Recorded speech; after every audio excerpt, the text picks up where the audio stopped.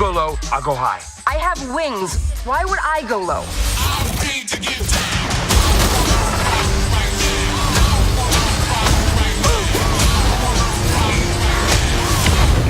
We're gonna die. I don't wanna die. We didn't die! It takes two to make a thing go right.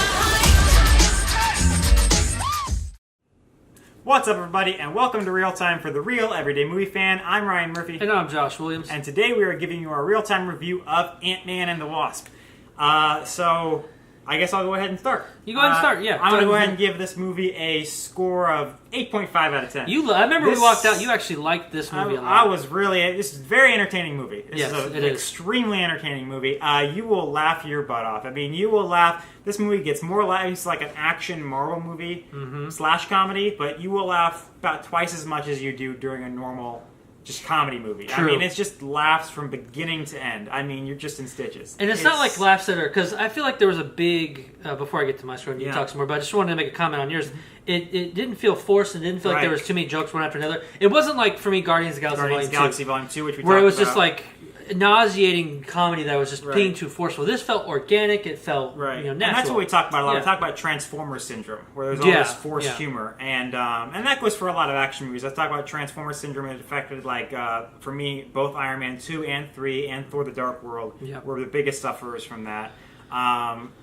I guess Thor Ragnarok escapes it because it's a comedy, and I hated Thor Ragnarok anyway, and we can disagree about that. It's all the live long day, and I will fight anyone who wants to disagree, so I'll be fighting a lot of people, I guess. I don't know why. But this humor is just, it flows really naturally. It's a comedy film. It's just clever. It's very clever. I mean, it's like the jokes, the jokes and the zingers and the things that happen to people. I mean, and we talk about this. Could you get a trilogy out of Ant-Man? And the answer is yes, because the whole size-changing thing is used to its utmost potential. I mean, it's just when you have a movie series about people who can make anything bigger or anything smaller, there's just so many zany ways you can use that, and they do full force in this movie, and it's played for so many laughs and so many. I mean, I can't wait till the third one. I know, me too. It's just it's great, and I mean, Ant-Man obviously was made fun of when they first made the first movie because it's a more obscure comic book. And exactly, like, they're making everything now. What's next? Yeah. But it's good. It's good fodder for a movie because whatever they weren't doing with the comic books, they're doing here. The size-changing thing is used to total perfection. Its utmost potential. A laugh a minute, and I just can't say enough about it. One of the things I kept noticing about this movie, like before I saw some reviews of other reviewers, and they said it was a good palate cleanser. And at first I didn't know what that meant, but it actually you're Mr. Aficionado of liquor and stuff. Well, but it was a good palate cleanser as far as, because, Avengers Infinity War, regardless of how great it was for me, it was very dark in tone. It kind of left you like, oh, crap, my heart's just sunk to my shoes. It was dark at the end. The whole movie Infinity War, everyone said, was a really funny movie, and then the last 5 minutes, like, oh my god, I want to kill myself. Yeah, but this one was a good palate cleanser because it was fun. It was hilarious. It was a great adventure. Yeah. It really did that for me, and I am probably going to give this one a solid 8.9 out of 10. Okay, you're always a little bit higher than me. You're a just little so bit much more generous. Just a little, but for me, I really love this movie a lot. I didn't quite make the 9 for me. There are a couple moments where I just kind of got a little bored here and there. For me, one of the things I think that maybe brought down for me was the Ghost, the main villain, where while she did have a good arc to her, I didn't feel like I got enough. This is another Marvel weak villain. And Marvel Studios have gotten so much crap for weak villains, and then they sort of found redemption with Killmonger and Thanos, like, boom, boom. Well, I will say, like, it was better than the villain Yellow Jacket. She was way better than Yellow Jacket, in my opinion. No. In my opinion, she was. Because it did give her some depth. Like, she felt like she was doing something that was right. She was in a survival instinct kind of way. There's a better story to her, but as a villain, I mean, I can get to that on my own, but yeah. But either way, I felt like she still wasn't quite up to par with some of the most recent villains that we have gotten. Yeah. And there's a lot of times when it cut to her, I wasn't quite as interested as I wanted to be. And that was kind of what dropped it down for me. And another thing, too, was like the guys, the henchmen, I guess you want to call them. Besides Michael Pena, I mean, he wasn't as funny as the first one, but it's still they weren't as good for me. Like, they weren't as good in this one as they were in the first one. At least for me, as far as the comedic roles. Now, Mike Pena was still funny. I just felt like they were kind of retreading some of the original stuff that they did before, which is it can be funny, kind of like, oh, hey, we did this before, it's funny. Yeah. But there were some moments where he did have some commentary that was really hilarious. But besides that, this movie's great. I mean, and one of the things I love was the chemistry between, the continuous chemistry between Paul Rudd's character and Evangeline Lilly. Ant-Man and the Wasp. Ant-Man and the Wasp, yeah. I mean, because a lot of times you want to, when you pair someone, you will hope that, the chemistry is really good and really great. I actually think it improved upon it. I actually think it was much better in this one than it was in the first one. I really loved it. They knew each other more than everything, yes. Yeah. And that I really loved. Yeah. So what about you? What are some things that you like I see the film, this film is not a villain-fueled film. No. This is not a... Because that's why I said, like, Horace, like, they have the character they're trying to give more of a story to and everything, and more of, like, a depth to, and, something to do with them. But she's not the focus of the film.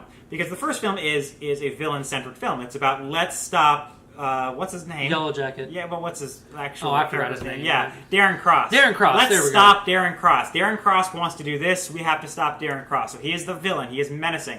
And he did, and Corey Stoll did a great job. I mean, Corey Stoll was a really cool, menacing villain. So I thought that film actually had a decent villain. This film is not centered on the villain. This film they have a goal, and multiple people are just sort of getting in their way. True. So, I mean, their goal is something besides the villain.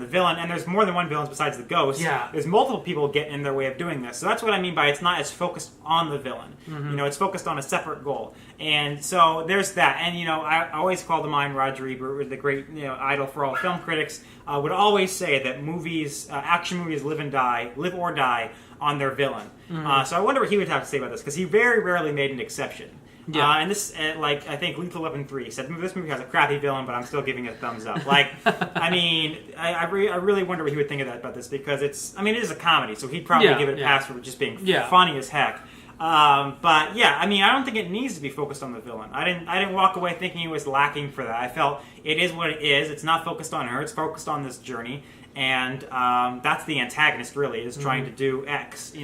So and you talk about like. Where I was talking about how Ghost wasn't as great like I wanted it to be. Mm-hmm. The biggest problem I forgot completely about it for some reason because it was that bad. Was there's this other group of villains. I like the other villains. I hated them. I was like every time they're on screen, I'm like, please get them. They like the first scene they were in, fine, great. They served their purpose in the first scene that they're in with Wasp.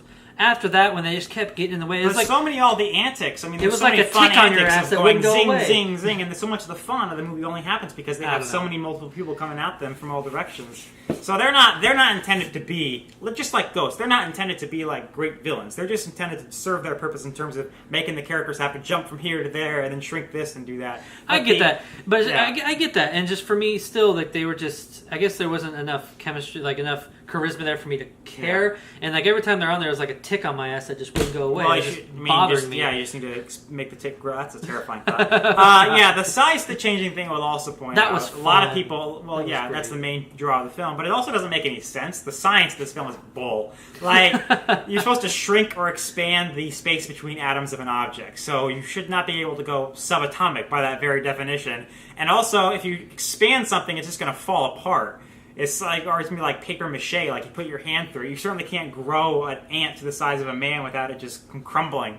Or they grow the salt shaker, and he runs into the salt shaker. It's like, it should shatter because it's so spread apart now. But, I mean, that aside, that's still the fun of the movie, is that, the guy runs into a salt shaker, so screw the science. It's fun. The Pez dispenser. Pez dispenser, all that stuff. So, I mean, maybe they could have come up with some science mumbo-jumbo to say, we do this. But So if you can't tell, we can both highly recommend you guys checking out this film. It is, for me, a lot of fun. It was definitely a great palate cleanser. I definitely want to see it again.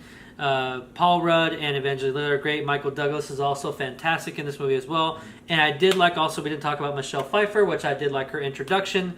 It actually gives some, I don't know if they purposely give hints to something in the future with the films.